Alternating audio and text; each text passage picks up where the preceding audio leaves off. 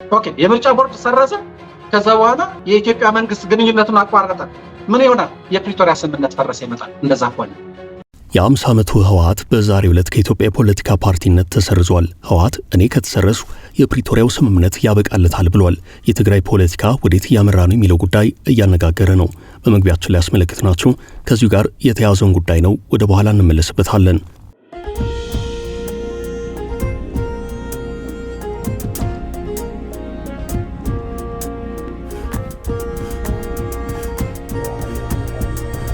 ሰላም ጤና ይስጥልን ውድ የፈታ ቤተሰቦች እንደምን ቆይታችኋል? የከበረ ሰላምታችን በእያላችሁበት ይድረሳችሁ። የዕለተ ረቡዕ የምሽት መረጃዎችን ከዚህ እንደሚከተለው መንገር እንጀምራለን። ለሰዓቱ የተመራረጡትን ዋና ዋና ጉዳዮች በማስተዋወቅ እንጀምራለን። ህወሓት ከፖለቲካ ፓርቲነት ተሰርዟል። ላለፉት 50 ዓመታት በኢትዮጵያ ፖለቲካ ምህዳር ውስጥ ዋነኛ ተሳታፊ የነበረው ህወሓት ከፓርቲነት መሰረዙን ብሔራዊ ምርጫ ቦርድ አስታውቋል። ጀነራሉ በጻፉት ደብዳቤ ባለስልጣናቱን ከኃላፊነት አሰናብተዋል። ጣልቃ ገብነት ያመጣው ጣጣ ነው እየተባለ ይገኛል።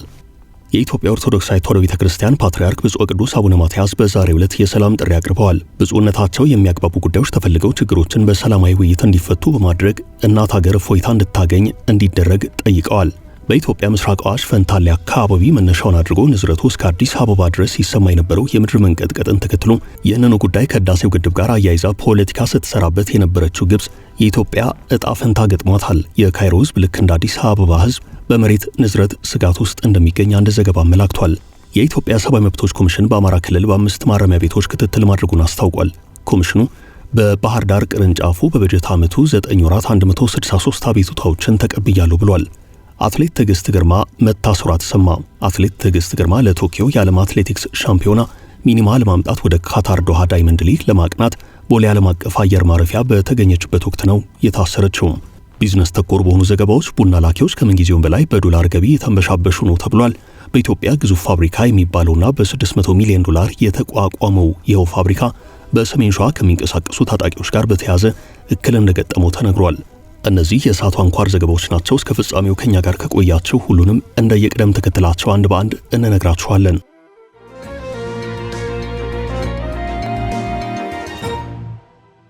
ህወሓት በ50 ዓመቱ ከፖለቲካ ፓርቲነት ተሰረዘም። ላለፉት 50 ዓመታት በኢትዮጵያ ፖለቲካ ምህዳር ውስጥ ዋነኛ ተሳታፊ የነበረው ህወሓት ከፓርቲነት መሰረዙን የኢትዮጵያ ብሔራዊ ምርጫ ቦርድ አስታውቋል። ቦርዱ ህዝባዊ ወያነ ሓርነት ትግራይ ከግንቦት 5 ቀን 2017 ዓ.ም ጀምሮ ከፖለቲካ ፓርቲነት መሰረዙን ይፋ አድርጓል። የምስረታውን የወርቅ ኢዮቤልዩ ባለፈው የካቲት ወር ያከበረው ህወሓት ከፓርቲነት የተሰረዘው ቦርዱ ያዘዘውን የእርምት እርምጃ ገቢር ባለማድረጉ ነው። ብሔራዊ ምርጫ ቦርድ ይህን ውሳኔ ያሳለፈው ባለፈው የካቲት ወር መጀመሪያ ለፓርቲው የሰጠው ቀነ ገደብ በዛሬው ዕለት መጠናቀቁን ተከትሎ ነው። ቦርዱ ይህንን ቀነ ገደብ ባሳወቀበት መግለጫው ህወሓት ጠቅላላ ጉባኤ ለማካሄድ የሚያስችል የቅድመ ዝግጅት ስራዎችን በ3 ወራት ጊዜ ውስጥ እንዲያካሄድ ትዕዛዝ አስተላልፎ ነበርም። ቦርዱ ህወሓትን ጠቅላላ ጉባኤ እንዲያካሄድ ያዘዘው በአመጽና በህገወጥ መንገድ ሲንቀሳቀሱ የነበሩ የፖለቲካ ፓርቲዎችን በልዩ ሁናቴ እንዲመዘገቡ የሚያስችለው አዋጅ በሚያስቀምጠው ድንጋጌ መሰረት ነው። ይህ አዋጅ በልዩ ሁናቴ የሚመዘገቡ የፖለቲካ ፓርቲዎች በ6 ወራት ውስጥ ጠቅላላ ጉባኤያቸውን እንዲያካሄዱ በምርጫ ቦርድ ሊታዘዙ እንደሚችሉ ይደነግጋል።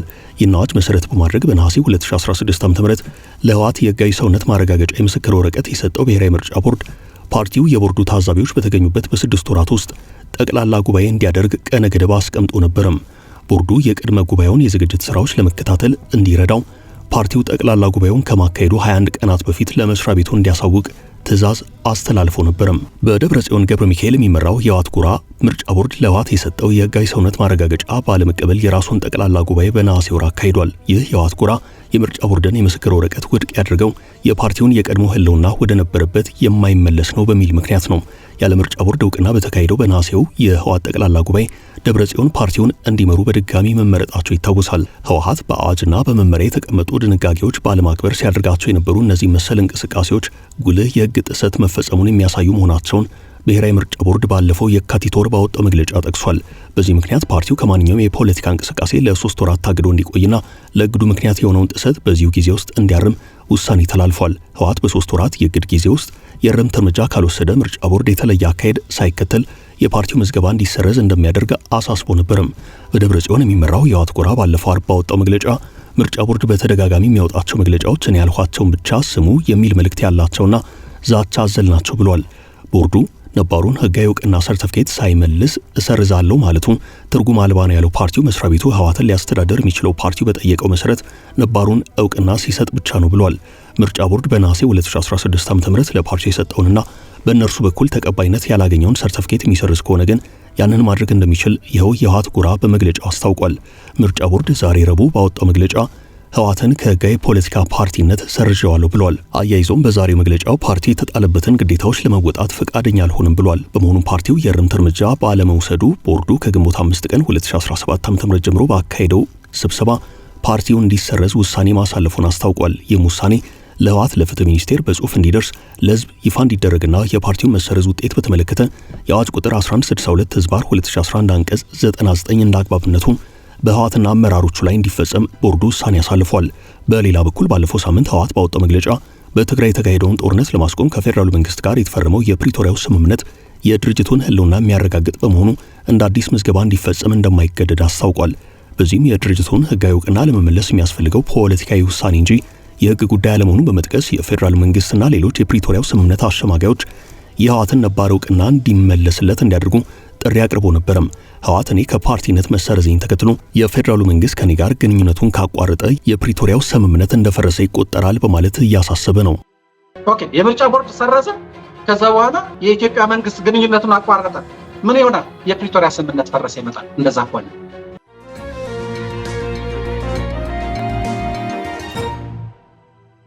ጀነራሉ ባለስልጣናቱን አሰናበቱም። ጀነራሉ በፊርማቸው ባለስልጣናቱን ከኃላፊነት አሰናብተዋል። የትግራይ ጊዜ አስተዳደር ፕሬዚደንት ሌተናል ጀነራል ታደሰ ወረደ በጻፉት የስንብት ደብዳቤ ሁለት ከፍተኛ የትግራይ አመራሮች ከኃላፊነት ተነስተዋል። ስንብቱ በቃን ከሚል ጥያቄ በኋላ የተከተለ ነው። ከስራ ጣልቃ ገብነት ጋር በተያያዘ ከዚህ ቀደም ጥያቄ ሲቀርብ ነበርም። በዚህም ያቀረቡትን ጥያቄ ተከትሎ የከፍተኛ ፍርድ ቤት ፕሬዚደንቱና ምክትላቸው ከኃላፊነት ተነስተዋል። የትግራይ ክልል ከፍተኛ ፍርድ ቤት ፕሬዚደንት ጸጋይ ብርሃነ፣ ምክትላቸው ገብረ አምላክ ከስራ ገበታቸው መሰናበታቸው ተነግሯል። ኃላፊዎቹ ያቀረቡትን የአሰናብቱን ጥያቄ ተከትሎ የጊዜ አስተዳደሩ ፕሬዚደንት ሌተናል ጄኔራል ታደሰ ወረደ የስንብት ደብዳቤውን ጽፈዋል። ፕሬዚደንቱና ምክትላቸው ከዛሬ ግንቦት 6 ቀን 2017 ዓ.ም ጀምሮ ከስራ ተሰናብተዋል። ፕሬዚደንቱና ምክትላቸው የቀድሞ ፕሬዚደንት አቶ ጌታቸው ረዳ ወደ ስልጣን መምጣታቸውን ተከትሎ ወደ ኃላፊነት የመጡ ሲሆን ከአንዴም ሁለት ጊዜ ከስራ ለመልቀቅ የስራ መልቀቂያ አስገብተው ሳይፈቀድላቸው ቀርቷል።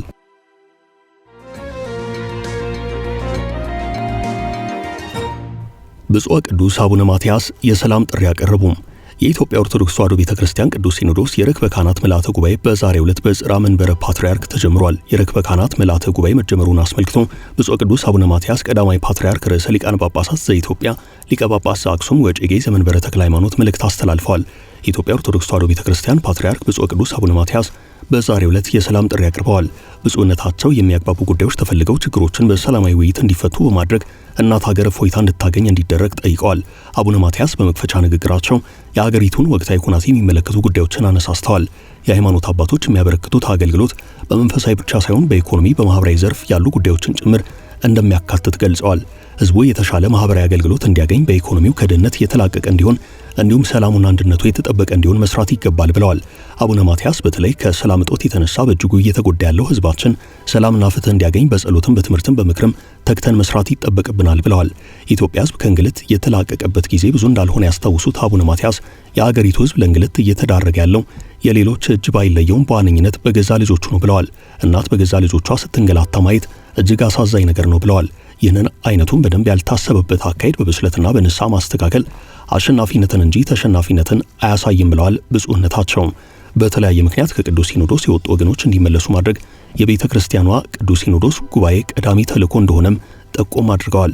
ዛሬ በተጀመረው የርክበ ካህናት ምልዓተ ጉባኤ የቤተ ክርስቲያኗ መንፈሳዊ፣ ማህበራዊ፣ ኢኮኖሚያዊና አስተዳደራዊ አፈጻጸሞች በመገምገም ለቀጣዩ ጊዜ ስራ አቅጣጫ የሚያስቀምጥ እንደሆነ ፓትርያርኩ በመክፈቻ ንግግራቸው ገልጸዋል። የሲኖዶሱ መንበር የሚገኝባት ምድረ ኢትዮጵያ ከመቼውም የተሻለ ስራ በመስራት ለእግዚአብሔር መታዘዝ፣ ህዝቡንም ማገልገል ይገባናል ብለዋል። የሲኖዶሱ አባላትን ሲያሳስቡ ብፁዕነታቸውም አቡነ ማትያስ በዚሁ ንግግራቸው በተለያየ ምክንያት ከሲኖዶሱ የወጡ ወገኖች መኖራቸውን ጠቅሰዋል። ፓትርያርኩ ከሲኖዶስ ወጥተዋል ያሏቸውን በስም ባይጠቅሷቸውም በትግራይ የሚገኙ የኦርቶዶክስ ቤተክርስቲያን አባቶች የራሳቸውን ቤተ ክህነት እንዳቋቋሙ ይታወቃል። የሃይማኖት አባቶቹ የትግራይ ኦርቶዶክስ ተዋሕዶ ቤተክርስቲያን መንበረ ሰላማ የተባለውን ቤተ ክህነት የመሰረቱት የሰሜኑን ጦርነት ተከትሎ በተፈጠረው ቁርሾ ነው።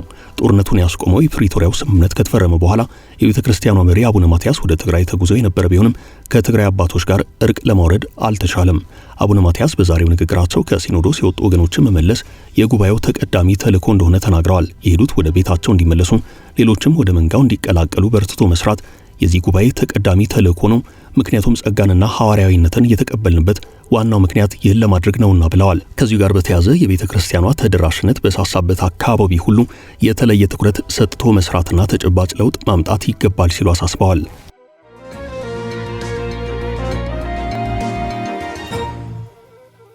ግብጽ የኢትዮጵያ ዕጣ ፈንታ ገጠማት። በኢትዮጵያ ምስራቅ አዋሽ ፈንታሌ አካባቢ መነሻውን አድርጎ ንዝረቱ እስከ አዲስ አበባ ድረስ ሲሰማ የነበረው የምድር መንቀጥቀጥን ተከትሎ ይህንን ጉዳይ ከህዳሴው ግድብ ጋር አያይዞ ፖለቲካ ሲሰራበት የነበረው የግብጽ መንግስት ተመሳሳይ ዕጣ ፈንታ ገጥሞታል። በዚህ ልክ በአዲስ አበባ ሲሰማ የነበረው ንዝረት መላ የካይሮ ነዋሪ ስጋት ውስጥ የከተተ የምድር መንቀጥቀጥ ንዝረት መሰማቱን የኢጂፕት ዴይሊ ዘገባ ያሳያል። ዘገባው በካይሮ ቅርብ ርቀት ባለች አንዲት ደሴት የተከሰተውና በሬክተር ስኬል 6.4 የተመዘገበ የምድር መንቀጥቀጥ ካይሮ በንዝረት ስጋት ውስጥ እንድትገባ ማድረጉን አስነብቧል። በኢትዮጵያ ቀደም ባሉት ወራት በአዋሽ ፈንታሌ ተደጋጋሚ የምድር መንቀጥቀጥ መከሰቱን የግብጽ ሚዲያዎችና ተንታኞች የህዳሴው ግድብ ላይ ስጋት ማሳደሩን ሲናገሩ ነበርም። የኢትዮጵያ የምድር መንቀጥቀጥ ዋነኛ ማዕከል የአዋሽ ምስራቃዊ የኢትዮጵያ ክፍል ሲሆን የህዳሴው ግድብ የሚገኘው በሌላኛው የሀገሪቱ ምዕራባዊ ጫፍ ነው። የአካባቢው ርቀትና አቅጣጫ ብቻ ሳይሆን የቦታዎችም ተፈጥሯዊ ሂደት የሚለያይ በመሆኑ ግድቡና የግድቡ አካባቢ ከዚህ ስጋት ነፃ ናቸው የሚል መረጃ ቢሰራጭም ግብፃውያን ግን ይህን መቀበል አልፈለጉም። አሁን ደግሞ ግብጽ ከወራት በኋላ በዚሁ የምድር መንቀጥቀጥ ስጋት ውስጥ እንደምትገኝ ተነግሯል። ኢጂፕት ዴይሊ ባሰራጨው ዘገባ በግብጽ አንዲት ደሴት ማዕከሉን አድርጎ የተነሳው የምድር መንቀጥቀጥ ንዝረቱ እስከ ሜዲትራኒያን ባህርና ቱርክ እንዲሁም ግሪክ ድረስ መሰማቱን አያይዞ አመላክቷል።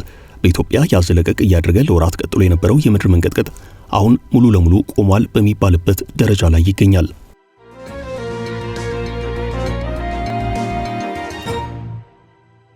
ኢሰመኮ ስለ አማራ ክልሉ እስር። የኢትዮጵያ ሰብአዊ መብቶች ኮሚሽን በአማራ ክልል በ5 ማረሚያ ቤቶች ክትትል ማድረጉን አስታውቋል። የኢትዮጵያ ሰብአዊ መብቶች ኮሚሽን ባህር ዳር ቅርንጫፍ በበጀት ዓመቱ 9 ወራት 163 አቤቱታዎችን ተቀብያለሁ ብሏል።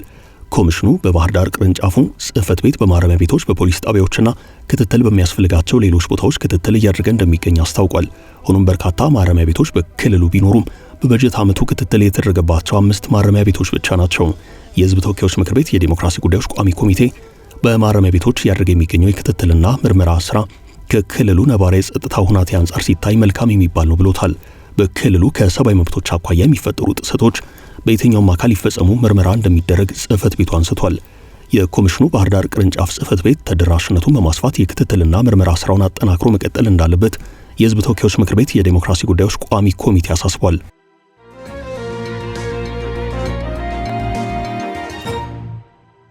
ቡና ላኪዎች በዶላር እየተንበሻበሹ ነው። ቡና ወደ ውጭ የሚልኩ ነጋዴዎች ከምንጊዜውም በላይ በቡና ኤክስፖርት ጠቀም ያለ ዶላር እያገኙ መሆኑ ታውቋል። በኢትዮጵያ ኤክስፖርት ገበያ ታሪክ ውስጥ ከገበያ አንጻር የመጀመሪያውን ድርሻ የሚወስደው ቡና ሲሆን ከተወሰኑ ጊዜያት ወዲህ ግን ደረጃውን በወርቅ ተነጥቋል።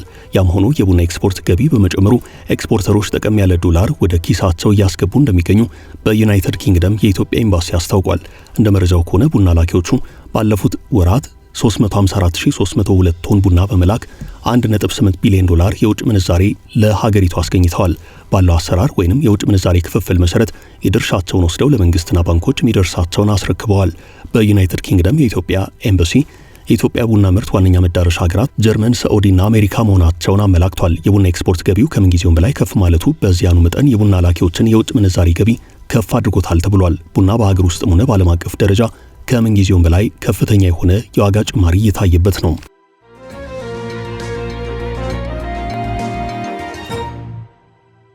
አትሌት ትዕግስት ግርማ መታሰሯ ተሰማም።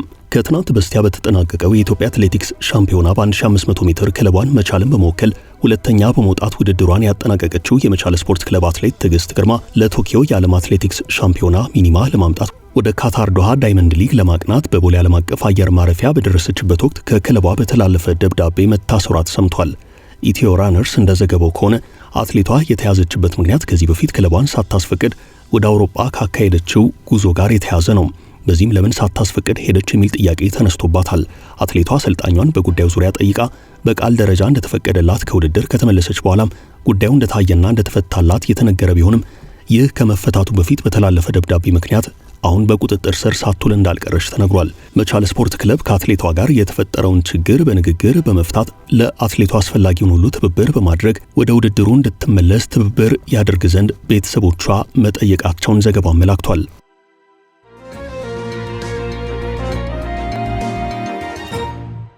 በአማራ ክልል ግዙፉ ፋብሪካ ችግር ገጠመው።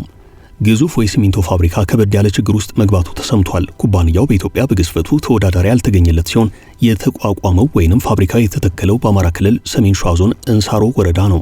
ፋብሪካውን ለማቋቋም ወይንም ለመትከል የተጠየቀው የገንዘብ መጠን በ$600 ሚሊዮን ገደማ የሚጠጋ ሀብት ነው። በተያዘው ዓመት ማለትም ባለፈው መስከረም ወር ገደማ ይኸው ፋብሪካ በቀን ከ150 ሺህ ኩንታል በላይ ሲሚንቶ እንደሚያመርት በተነገረበት ታላቅ ስነ ስርዓት ላይ ተመርቋል። በአጭር ጊዜ ውስጥ ምርቱን ወደ ገበያው ማስገባት የቻለ ሲሆን ሰፊ ተቀባይነት አግኝቷል። ይህ ግዙፍ የሲሚንቶ ፋብሪካ ለሚ ናሽናል የሲሚንቶ ፋብሪካ በመባል ይታወቃል። ዋዜማ እንደዘገበችው ሲሚንቶ ፋብሪካው ከምርት ቦታው ተቀብለው የሚያሰራጩ ተሽከርካሪዎችን በዚያው በሰሜን ሸዋ የሚንቀሳቀሱ ታጣቂዎች በመኪና 5000 ብር የኮቴ የሚያስከፍሉ መሆኑ ታውቋል። በዚህ ምርቱን ከቦታው ተረክበው ለማሰራጨት ውል የገቡ ተሽከርካሪዎችን ታጣቂዎች በነፍስ ወከፍ እስከ 5000 የሚደርስ የኮቴ ክፍያ እየጠየቁ ነው። በኮቴ ክፍያው ሳቢያ ለፋብሪካው ጥሬ ዕቃዎችን የሚያስገቡና የፋብሪካው ምርት ወደ ገበያው የሚያወጡ ተሽከርካሪዎች እክል ተፈጥሮባቸዋል።